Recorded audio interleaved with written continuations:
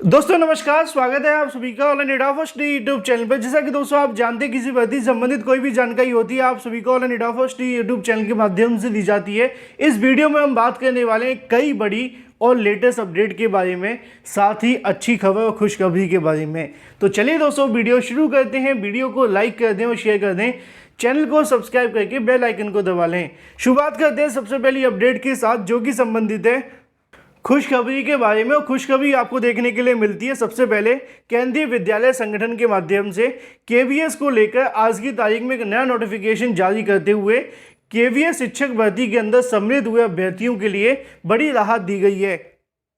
अगर आपने भी केंद्रीय विद्यालय संगठन शिक्षक भर्ती के अंदर आवेदन किया था, परीक्षा दी थी, तो ये आप सभी के लिए खुशखबरी है। और खुशखबरी क्या है, आप सभी के जो नंबर बढ़ने वाले हैं, क्योंकि यहाँ पे केंद्रीय विद्यालय संगठन के माध्यम से एक नया नोटिफिकेशन जारी करते हुए जानकारी आप सभी के सामने दी गई है, जिसमें लिखा हुआ है, अगर बात की जाए the recruitment agency CBSE new Delhi who conducted the KVS recruitment examination has decided to normalize the score candidate for the examination which are conducted in multi-shift to take into account। In short अगर मैं मामले को आपको समझाना चाहूँ तो केंद्रीय विद्यालय संगठन के माध्यम से कहना यह है कि सीबीएसई की तरफ से केवीएस शिक्षक भर्ती को लेकर या केवीएस भर्ती के बारे में जो परीक्षाएं करवाई गई थी उनके अंदर नॉर्मलाइजेशन लागू करने को लेकर फैसला लिया गया है। लेकिन नॉर्मलाइजेशन सिर्फ उन्हीं भर्तियों के अंदर लागू किया जाएगा जिनकी परीक्षा एक से ज़्यादा शिफ्ट के अंदर करवाई गई हैं। मतलब 2 या 3 के अंदर अगर आपकी शिफ्टों में अलग अलग परीक्षाएं देखने के लिए मिली थी, जैसे कि प्राइमरी की बात कर ली जाए तो अलग अलग शिफ्टों के अंदर आपकी जो परीक्षाएं करवाई गई हैं उन सभी भर्तियों के अंदर नॉर्मलाइजेशन लागू किया जाएगा। इससे फ़ायदा क्या होगा, मान लीजिए अगर आपकी शिफ्ट यहाँ पे कहीं ना कहीं टफ थी और दूसरी वाली जो शिफ्ट थी वो कहीं ना कहीं आपके लिए इजी देखने के लिए मिली थी, तो यहाँ पे क्या होगा कि आपके नंबर बढ़ जाएंगे, क्योंकि जो इजी वो देखने के लिए मिलती है उनको नॉर्मलाइजेशन का ज़्यादा बेनिफिट नहीं मिलता, लेकिन जो टफ देखने के लिए मिलते हैं उसके अंदर क्या होता है कि उनको बराबर करने के लिए नॉर्मलाइजेशन लागू कर दी जाती है। इससे कम नंबर वाले अभ्यर्थियों के नंबरों में वृद्धि कर दी जाती है। तो ऐसे में जो अभ्यर्थी लगातार इस बात को लेकर परेशान थे कि हमारी शिफ्ट ज़्यादा टफ आई थी, हमारी ज़्यादा आई थी, उनके लिए खुशखबरी है, क्योंकि आपके यहाँ पे नंबर बढ़ोतरी देखने के लिए मिलेगी जब नॉर्मलाइजेशन लागू किया जाएगा। और इसके बारे में नोटिफिकेशन जारी कर दिया गया है और यहाँ पे आप सभी को देखने के लिए मिल भी जाएगा। यहाँ पे लिखा भी हुआ है पीआरटी के बारे में, क्योंकि पीआरटी के जो एग्ज़ाम देखने के लिए मिले थे वो अलग अलग शिफ्ट में हुए थे। अब इसके अंदर नॉर्मलाइजेशन लागू होगा। अब आप मुझे कमेंट करके बताइए कौन सी तारीख को आपकी परीक्षा हुई थी और क्या पेपर आपका टफ आया था या इजी। बात कर लेते हैं अपनी अगली अपडेट के बारे में, जो कि संबंधित है यूपी टीजीटी पीजीटी को लेकर। यूपी टीजीटी पीजीटी और तदर्थ शिक्षकों के संबंध में एक शासन आदेश यहाँ से जारी किया गया है।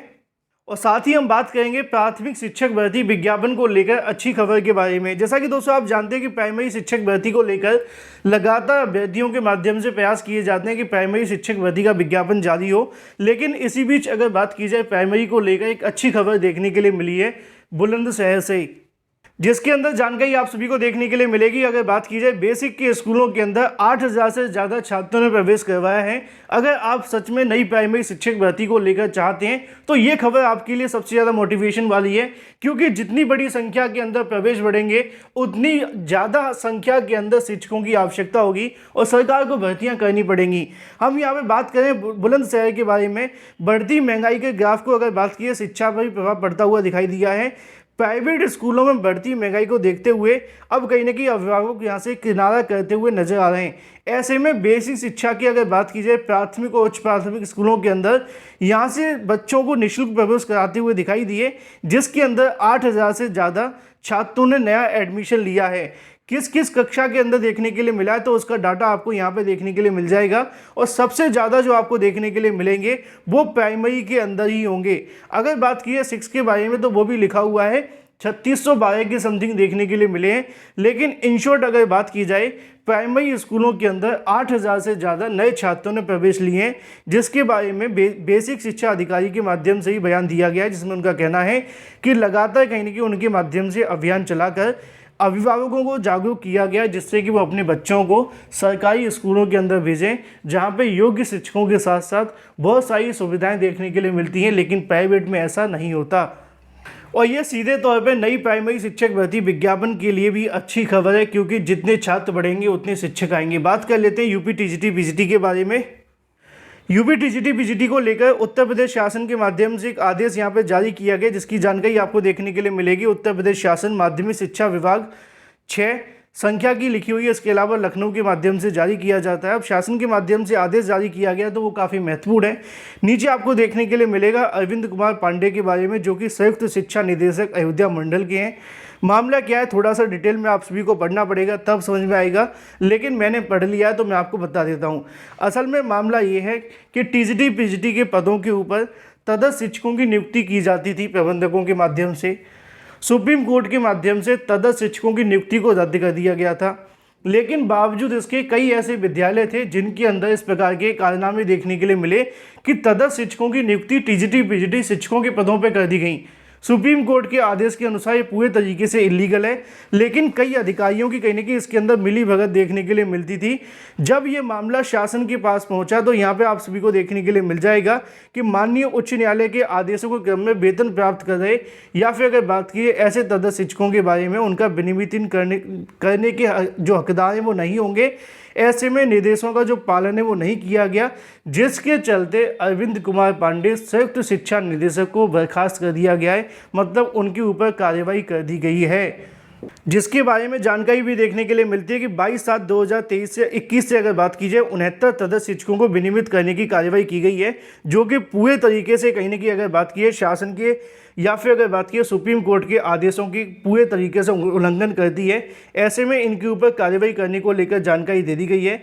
यहाँ पे अरविंद कुमार पांडे जी को एक बड़ा झटका लगा है। शासन के माध्यम से इनके ऊपर यहाँ पे नियमावली के उल्लंघन के साथ साथ अगर बात की है तो ये भी कहा गया कि सरकार का कहीं ना कहीं इस माध्यम से करोड़ों रुपए के राजकोष को भी यहाँ पे क्षति पहुँचाने का काम किया गया है। न्यायालय के आदेश का अनुपालन, शासन की बातों को न मानना, इसके अलावा नियमावली के विरुद्ध जाकर नियुक्ति करना, इन तमाम चीज़ों का उल्लंघन पाते हुए इनके ऊपर कार्रवाई कर दी गई है। टीजीटी पीजीटी पदों के ऊपर तदर्थ शिक्षकों की नियुक्ति नहीं हो सकती है। बात कर लेते हैं अपनी अगली अपडेट के बारे में, जो कि संबंधित है टीजीटी पीजीटी शिक्षक भर्ती के नए विज्ञापन के बारे में, जिसके अंदर टीजीटी के 12,440 और पीजीटी के 3,880 पद आपको देखने के लिए मिलेंगे और इसके अंदर पदों की संख्या भी बढ़ रही है। और अगर आप चाहते हैं कि भाई टीजीटी पीजीटी के अंदर आपको एक नौकरी मिले, क्योंकि यूपी टीजीटी पीजीटी में अभी समय है, तब तक आपके सामने एक बड़ी टीजीटी पीजीटी शिक्षक भर्ती आ रही है, जिसके अंदर आपको बम्पर पदों की संख्या देखने के लिए मिलेगी। यहाँ पे हम बात करें DSSB के बारे में, और इसके बारे में जानकारी इसलिए भी दी जाती है क्योंकि इस भर्ती का विज्ञापन बहुत जल्द जारी होने वाला है। हाई कोर्ट के आदेश के अनुसार इस भर्ती को पूरा करना है। यहाँ पर टीजीटी के पद आपको देखने के लिए मिलेंगे। इन दोनों को मिला दिया जाए तो लगभग 11,000 पद यहाँ पे हैं। अगर बात की जाए स्पेशल एजुकेशन के बारे में तो उनके पद भी यहाँ पे लगभग 1100 के आसपास हैं। इसी तरीके से हम टीजीटी को लेकर बात करते हैं तो कंप्यूटर साइंस के पदों को भी टीजीटी में जोड़ा जाएगा, फिजिकल एजुकेशन के पदों को भी जोड़ा जाएगा। तो कुल मिलाकर लगभग 12,440 पदों पर DSSB के माध्यम से आने वाली है टीजीटी भर्ती।